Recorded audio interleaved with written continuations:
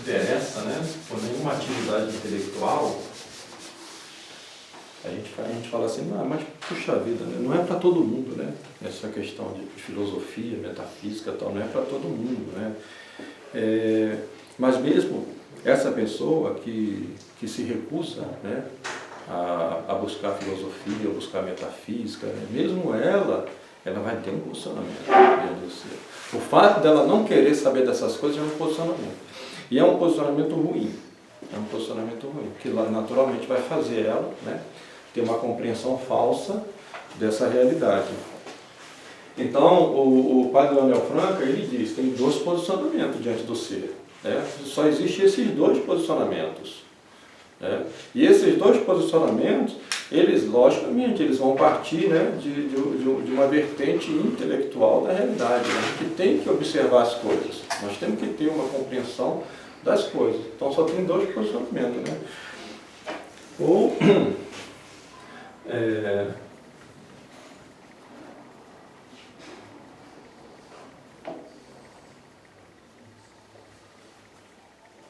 ele é transcendente, ou ele é imanente.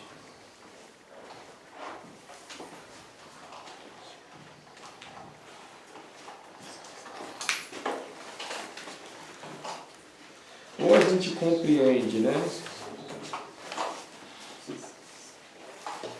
Ou a gente compreende que o ser está fora deste mundo, ou a gente vai confundir este mundo com o ser.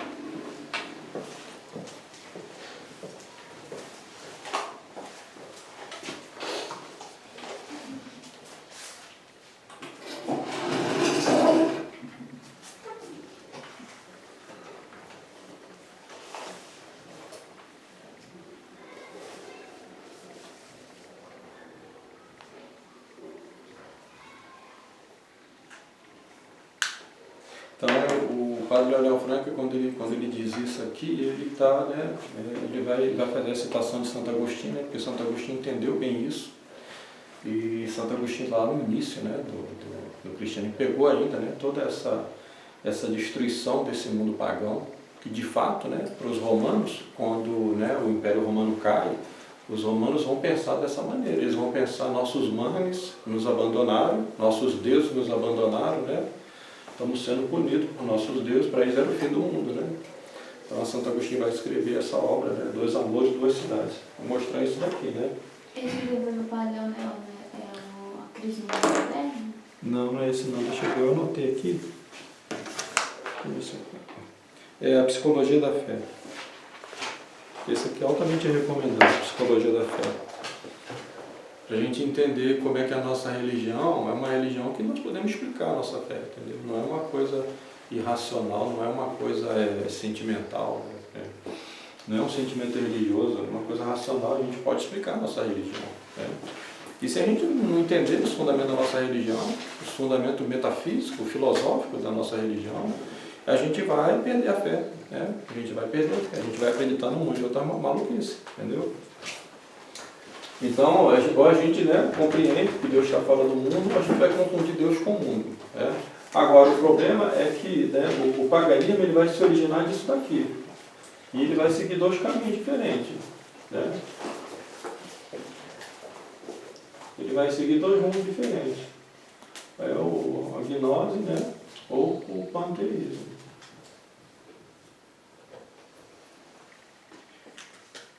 Então, esse termo gnose significa conhecimento, né? E justamente por quê? Porque todo homem, isso vai ser uma coisa do homem, tá, gente? É inerente ao homem, né?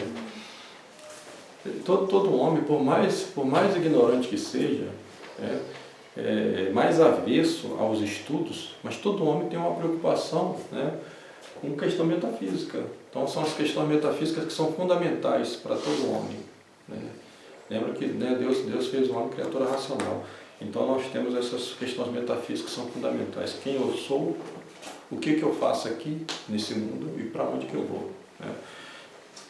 Esse tipo de preocupação era o que fazia o mundo antigo. Né? Quem eu sou, o que eu faço nesse mundo, para onde eu vou. Né? não há um só ser humano que não tenha esse tipo de preocupação, que não, essas questões metafísicas, né? Não. O problema é que o mundo moderno aboliu a metafísica e tal, mas a questão permanece, né? A questão permanece. E é diante dessas três perguntas é que a gente vai se posicionar nessa vida, né? A gente vai se posicionar. Então, quem recusa que existe uma religião verdadeira, uma religião revelada, né? E essa religião, ela é uma religião transcendente, ou seja, a explicação para essas questões metafísicas estão fora do homem, elas não estão no próprio homem, elas estão fora do homem. Por isso é que são questões reveladas, né? Quem se recusa a isso daí, obrigatoriamente vai cair nisso daqui, nesses dois erros aqui, né? É por isso que a gente diz, né, que o demônio é muito astuto, né? Então ele tem lá uma maneira de dizer mentira para um tipo de pessoa e para outro tipo de pessoa. Ele vai dizer a mesma mentira, mas de maneira diferente, né? Então, como todo homem busca, né, essas respostas para essas questões metafísicas, né, e embora uns, né, busquem mais, outros menos, né, então o demônio vai se valer do tipo de pessoa para poder enganar. Então, o gnóstico, ele busca conhecimento dessas questões metafísicas, mas ele vai buscar esse conhecimento, né, dele mesmo, no próprio ser dele, né, no próprio homem. E então ele vai achar uma causa, né, para essas coisas no próprio homem.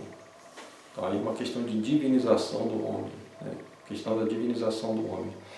Então a gente vai vendo que no mundo antigo isso vai levar, né, isso vai levar à metempsicose.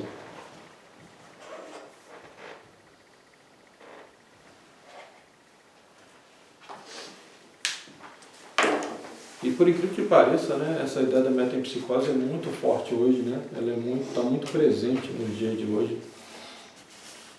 Quase todo mundo acredita nisso daí.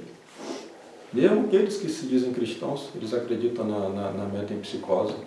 É impressionante. Eu não sei se porque, acho que a partir dos anos 60, né, para diante, teve uma influência muito forte dos meios de comunicação, cinema, música, né? E começou a se difundir muito essa questão orientalista, né? Que a ideia de metempsicose ela vai surgir exatamente ali, né? Nos antigos Vedas, e ela vai se difundindo pelo mundo, né? Chega até os gregos, por exemplo, os gregos tinham os mitos órficos, né? Que também tem essa doutrina da metempsicose. Então o que é isso daí? É dizer que existe uma divindade, uma centelha divina na própria matéria. Tudo que é material, né, possui uma essência divina.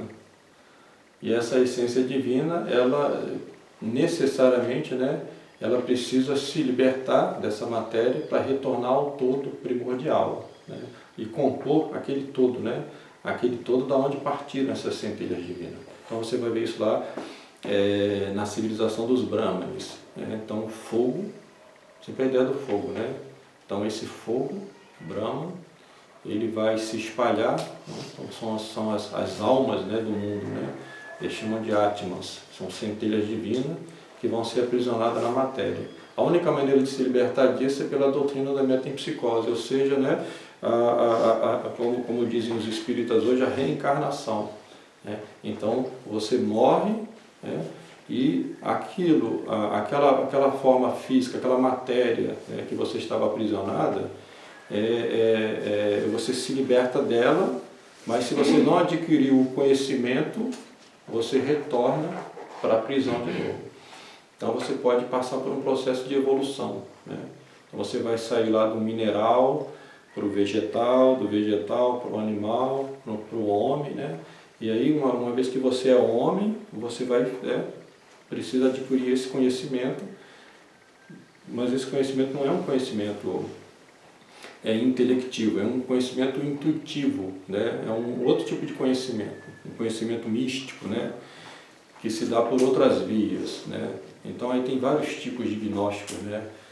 Tem os que defendem, né, que Esses são os, né, os que dominam o mundo hoje, né? Para eles, esse conhecimento se dá pela via do pecado. Então é pecando que você vai conseguir finalmente se libertar, né, desta matéria. Então, esse é o fundo gnóstico, por exemplo, do luteranismo, né? A ideia de que você já está redimido, então. Exatamente. É o pecado que vai te conduzir para essa nossa. O pecado, no começo, diz que é impossível vencer o pecado, né?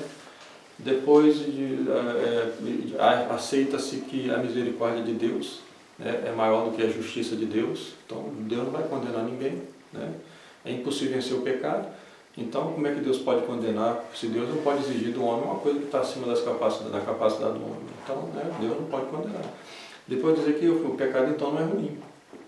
E depois de dizer finalmente que o pecado é absolutamente necessário, né? Só se obtém a salvação pelo pecado, entendeu? Então você vai seguindo, né? Aí chama-se pneumático, né? Quando chega nesse, os chamados espirituais, são os pneumáticos. Quando chega nesse ponto aqui de dizer que é pelo pecado é que você se liberta da matéria. Esse aqui é o conhecimento que eles dizem. Esse aqui é a gnose. Então é por isso que lá naquele símbolo da maçonaria tem sempre a letra G, né? Que significa isso daí, a gnose. E aí você tem a outra vertente, que é a vertente panteísta. Essa vertente panteísta é aquela que diviniza a própria natureza. Essa aqui, né? Essa aqui para aquelas pessoas que têm uma compreensão, né, de que o homem precisa de algo mais do que simplesmente essa vida. Então, isso é uma coisa, né, que a gente vê que a maioria das pessoas não estão nem aí para isso, né? A maioria das pessoas elas estão preocupadas só com essa vida aqui, com o bem-estar aqui nessa vida, né? As pessoas materialistas, né? Mas tem pessoas que têm uma preocupação com espiritualidade, com vida após a morte e tal. E, no entanto, essas pessoas recusam, né, o Deus transcendente. Elas vão seguir a ideia da imanência, né? Deus está em mim, né? Tudo é divino, tudo é maravilhoso e eu estou aqui, né? Sou uma divindade também. Então elas vão cair aqui, nesse erro do gnosticismo. E a maioria das pessoas que não se importam com religião, né? Com transcendência, com vida após a morte, elas vão cair no panteísmo, vão adorar a própria natureza, né? Vão fazer um culto, né, a tudo que é material, né? Ou se cai no materialismo, ou se cai na gnose. Né? Ou se cai na gnose, entendeu? Por isso que a minoria, poucas pessoas têm a compreensão verdadeira da verdade, né, da religião verdadeira. Porque é uma questão de humildade, né? Você reconhecer que você não é Deus, você é uma criatura de Deus, né? Você não é o ser, né? Isso eles se recusam a aceitar isso, né? Não, para ele não, para eles, isso é questão do humanismo, né? O homem é o ser. Não, nós temos o ser, né? O ser é Deus, Deus é que comunica a vida para nós, né? E isso é uma questão de humildade, simplesmente, né? O mundo existia antes de mim e vai continuar existindo depois de mim. Eu não sou necessário para o mundo, né? Vai ser com a minha morte que vai se redefinir todo o cosmos, né? Entendeu? Então, eu não sou necessário, necessário é Deus. Deus é o ser, né? Por excelência. Agora, como esse mundo moderno, né, ele vai tendo esse avesso, né, a esse Deus transcendente, né, ele vai voltando para o paganismo. Só que é um paganismo ainda muito pior, né? Neopaganismo, que é muito pior, porque ainda os antigos, né, viviam numa ignorância, né, e viviam na esperança do Messias, do Redentor. Então, quando o Messias veio, né, muitos reconheceram e se converteram, né? Então, por isso que se diz assim, né, a gente pode, quando a gente faz a análise histórica, a gente pode fazer essa divisão, né, que é muito mais interessante, muito mais verdadeira, né? Então nós temos aqui a história, né? A humanidade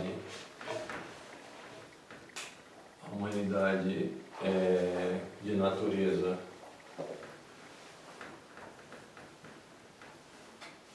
decaída. E depois nós vamos ter a história da humanidade redimida. Então é por isso que é dividida a história antes de Cristo e depois de Cristo. Então antes de Cristo, né? E depois de Cristo.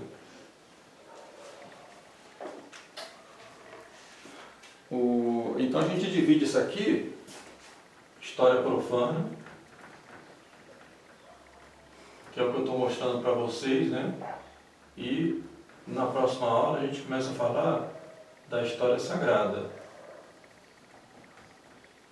Então nós temos o primeiro corte de história aqui, né?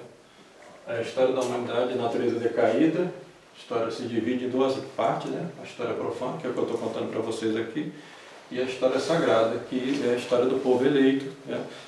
Deus preparando o mundo para a vinda do Messias. Depois da redenção, história, né, da humanidade redimida, aí que nós vamos ter, né, a história eclesiástica.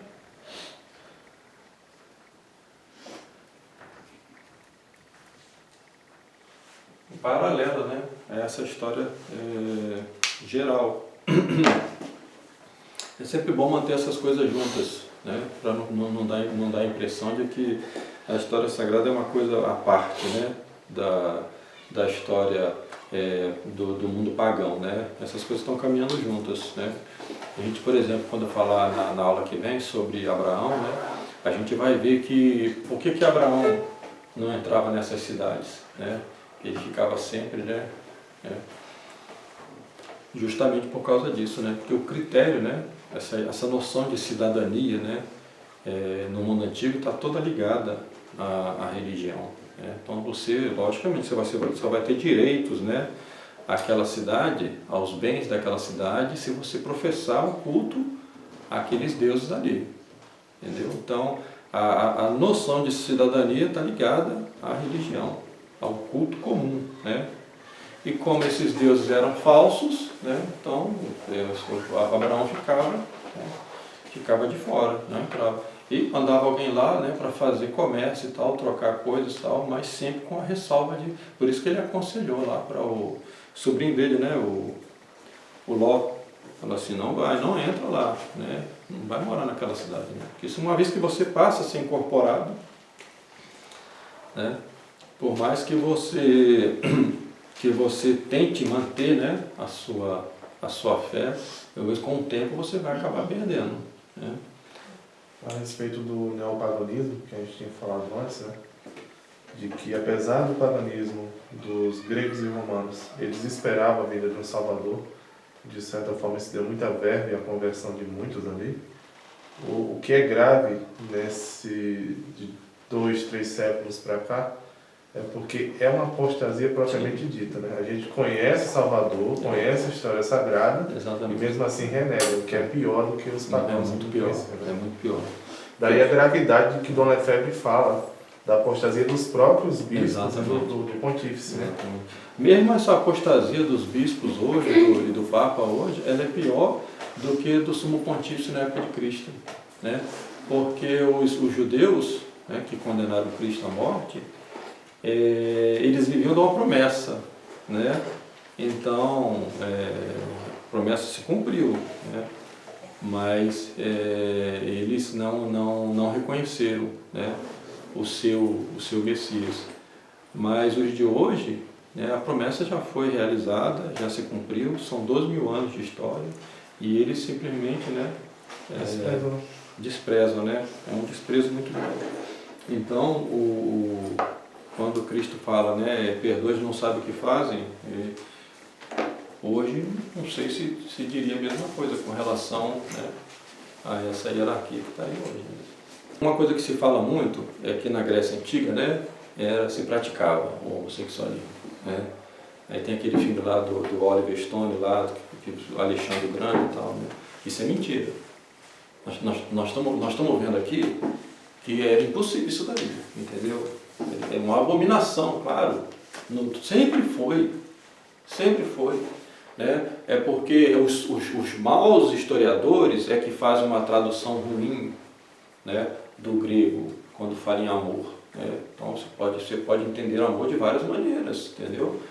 Então, este amor que os gregos tinham, né, pelos seus superiores, pelos seus mestres, não é este amor sexual. Era o amor de filósofo, filosofia. Filo é amor, né, a sabedoria. É um amor de algo que é superior, que você admira que é superior. Não é amor carnal. Por quê? Como é que pode ser tolerado, né, adultério nesse tipo de religião dos manes? Impossível, impossível, porque o homem, ele era o sacerdote da família, ele não podia trair a esposa dele. Muito menos o homem poderia ter relação homoafetiva. Exatamente, impossível, impossível, é impossível, entendeu? Então isso é um absurdo, né, quando se diz isso aí. Então tinha, né, toda religião, né, ela vai ter um aspecto, né, moral, né, essa questão da purificação, não podia fazer imoralidade diante do fogo, né, do fogo sagrado e tal. Agora essas coisas vão começar justamente com isso, com esse processo de decadência, né? Então primeiramente se elimina a religião, depois aquela forma política, né, que mantém aquela religião, né? E aí sim você vai começar a ter isso. Então essa questão do hedonismo, né, do culto aos prazeres, né, isso sim esse já é o processo final de decadência que vai levar ao fim da Grécia e que vai levar ao fim de Roma também.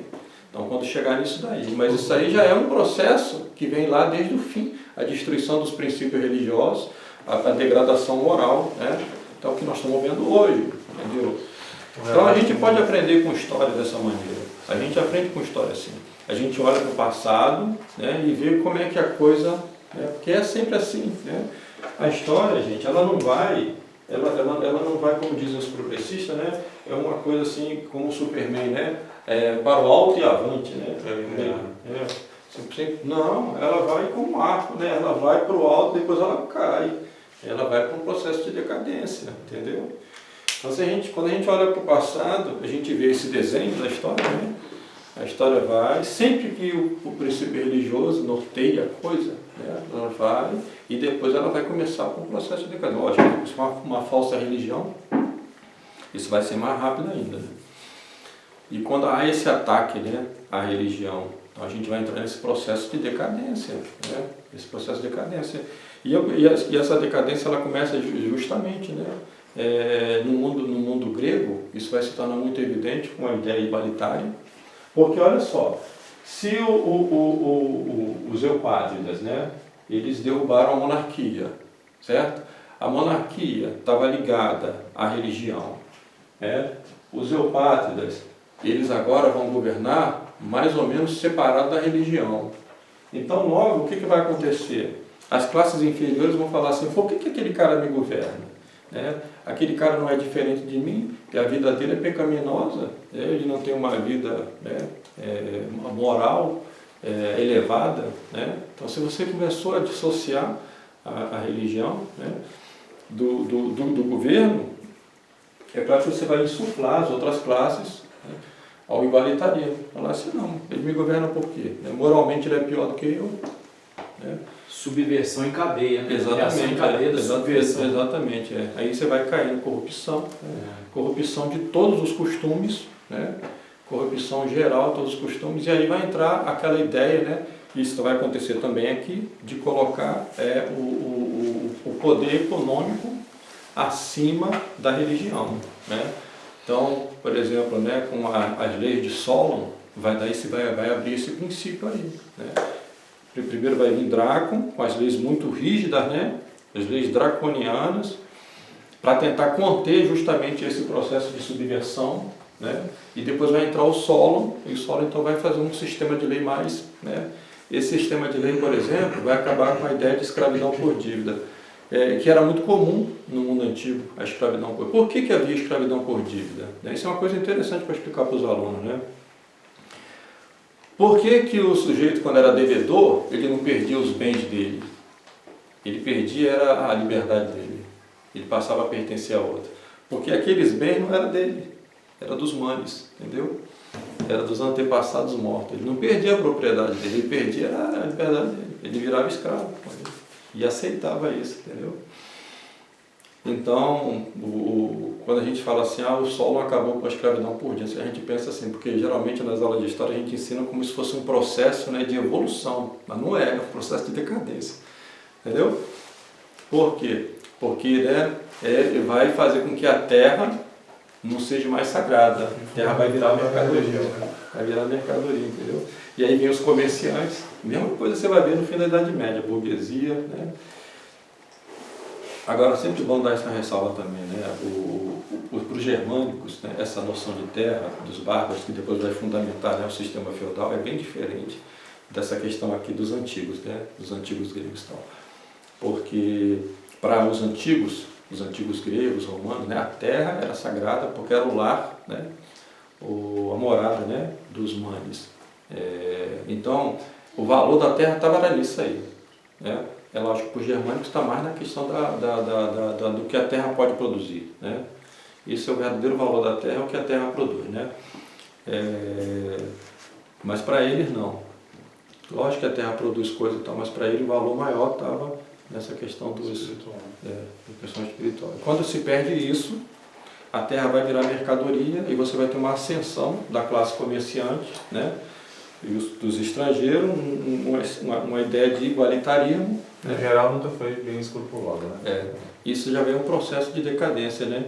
Quando chega na democracia ateniense, não vai ser só em Atenas, ela vai ter em várias partes, em várias cidades gregas.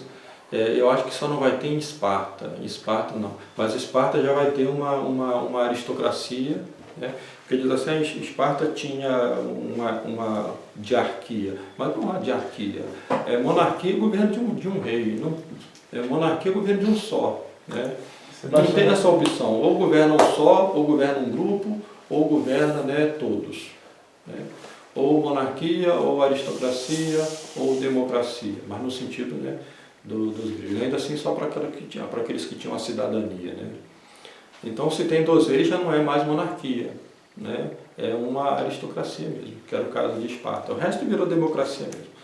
Essa inimizade entre o comerciante e o sacerdote, né, do ponto de vista espiritual, é bem interessante, que se repete na história várias vezes, né? O comerciante, ele coloca geralmente aquele que é inescrupuloso como fim o dinheiro, né? A acumulação. Enquanto o sacerdote, o fim é Deus.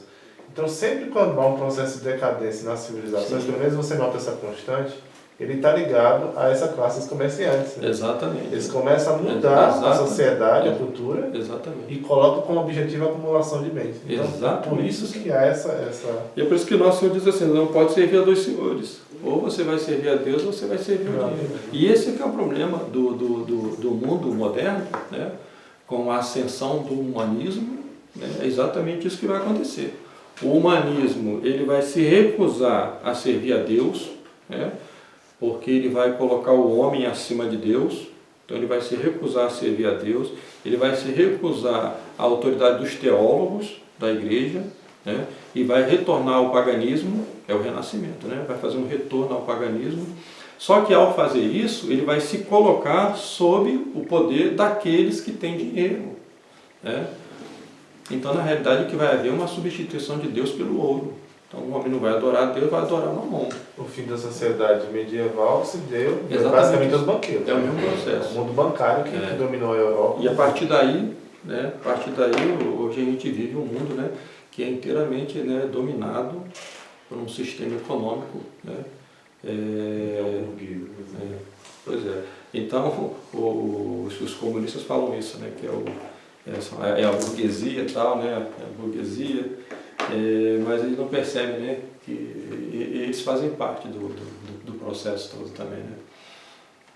Porque ou é Deus, amigo, ou é isso daí, entendeu? Não tem... Até chegar ao comunismo, a gente tem que superar o capitalismo, né? Por isso a gente tem que acelerar, né? O capitalismo, supostamente. Né? E disso aí não sai. Pois é. Agora, os 2 trabalham juntos, né?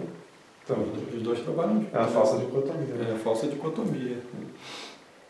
Então, acho que a gente pode terminar.